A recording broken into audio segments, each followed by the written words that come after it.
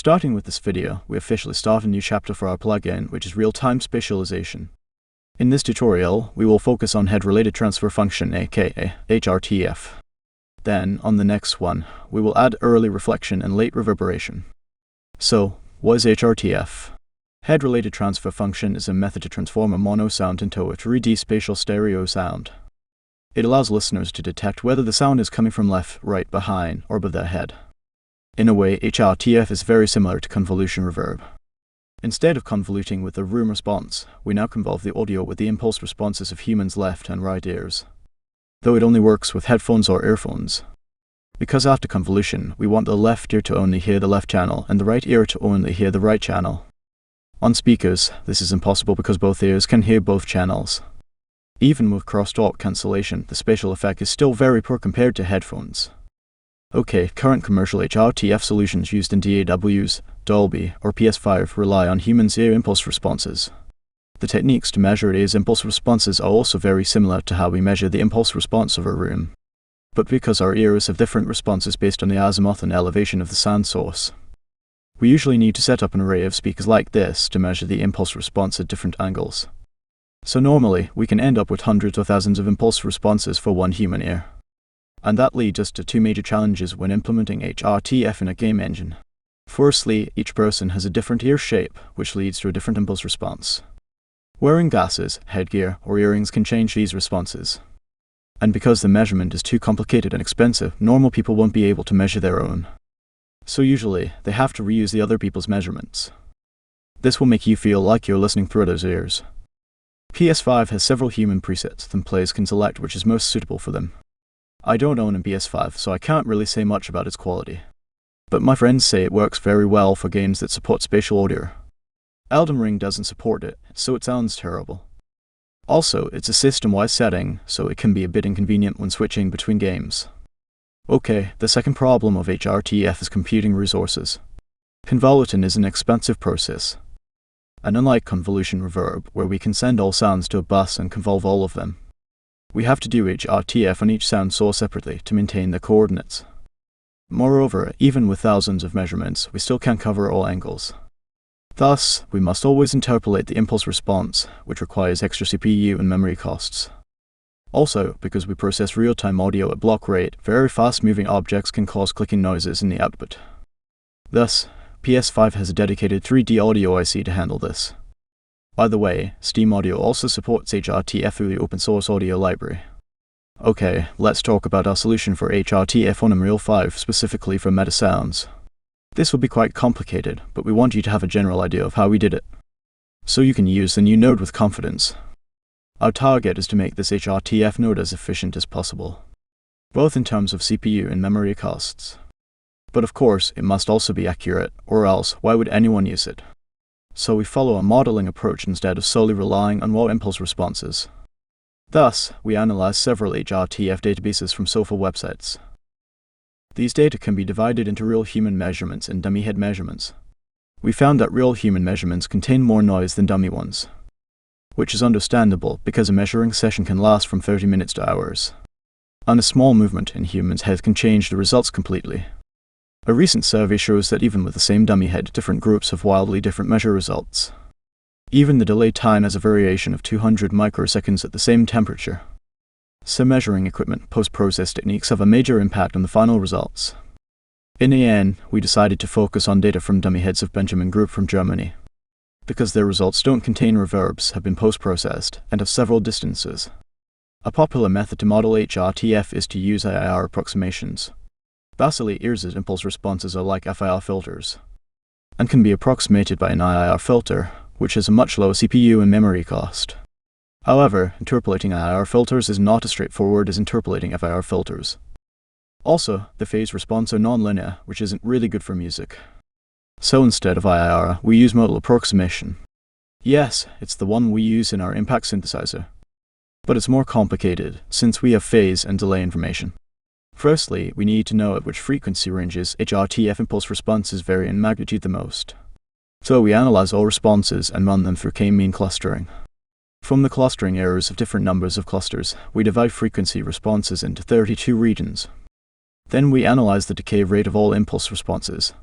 By looking at the 3D scattering plot, we can see that it follows a sync cost function of the azimuth and elevation. So we test with several functions and use a curve-fitting optimizer to find their coefficients. We managed to find the equation that describes the data very accurately.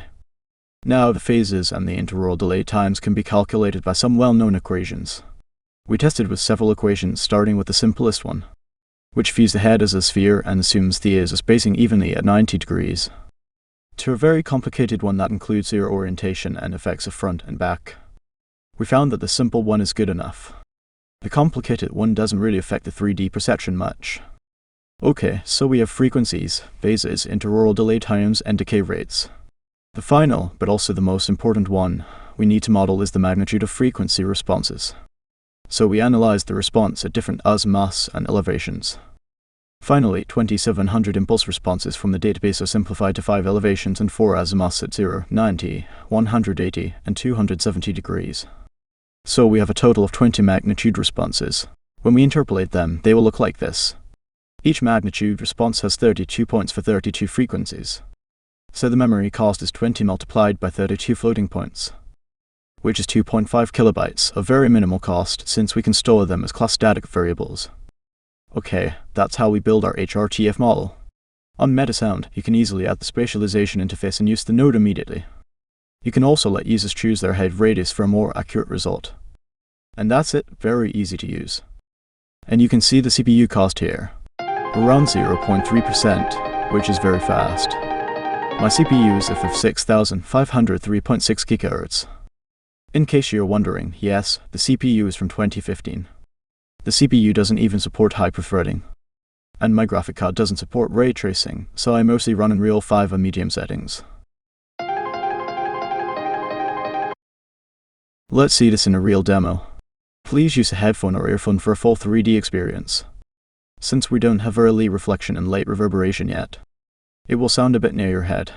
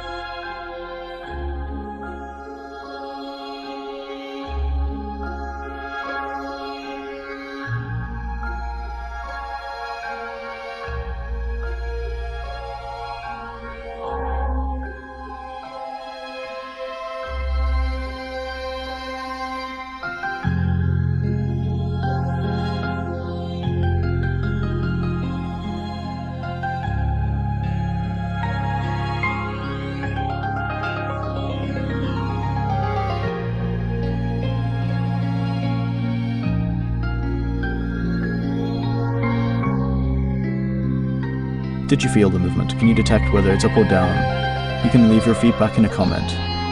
We really need more feedback to further improve the model. And let's do it again, but by using Epic's ITD node.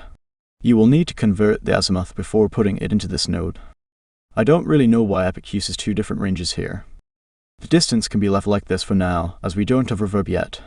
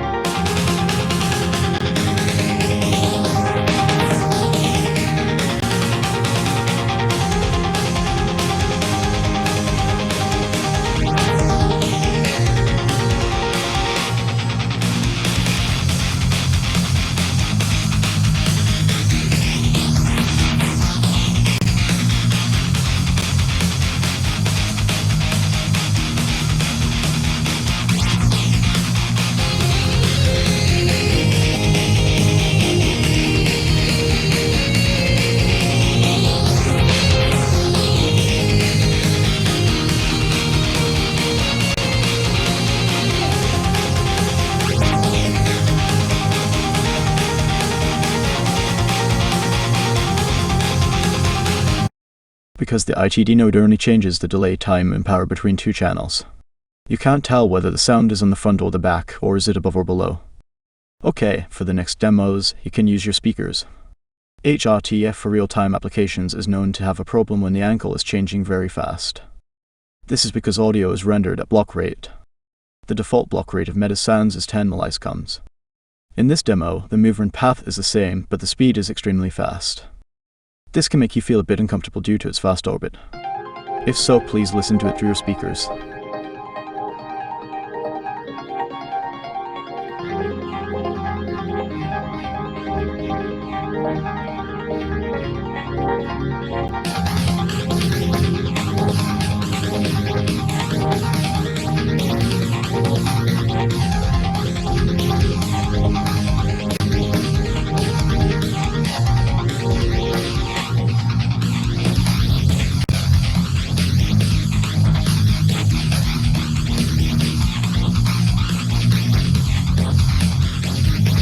To reduce distortion, we limit the maximum changing speed of azimuth and elevation and interpolate them between block rates.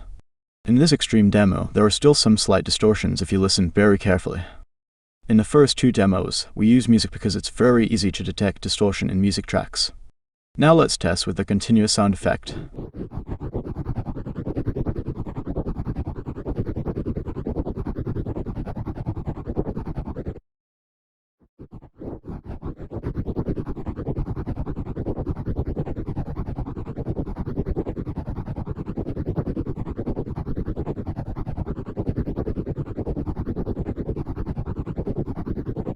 The distortion is now very hard to notice. Realistically, in games, an object orbits very fast around players like this is very rare. For example, in racing games, even if cars run away from you at high speed, the azimuth actually doesn't really change really fast. The farther the cars are, the slower the azimuth will change. So distortion won't be a problem for our solution. We estimated the HRTF to take a month, but we managed to finish it in 3 weeks. So the next step is to add early reflection and late reverberation effects. Basically, a dynamic reverb system. We first plan to implement an algorithmic reverb, but we aren't really satisfied with current diffuser techniques. Efficient ones do not diffuse enough, while good diffusers require too much memory and a bit slow. We want the reverb to be per sound source instead of batching them on an audio bus, so we expect it to take at least another month. When we're ready, we will show you the result in another video. I hope you find this tutorial helpful, and I'll see you again soon.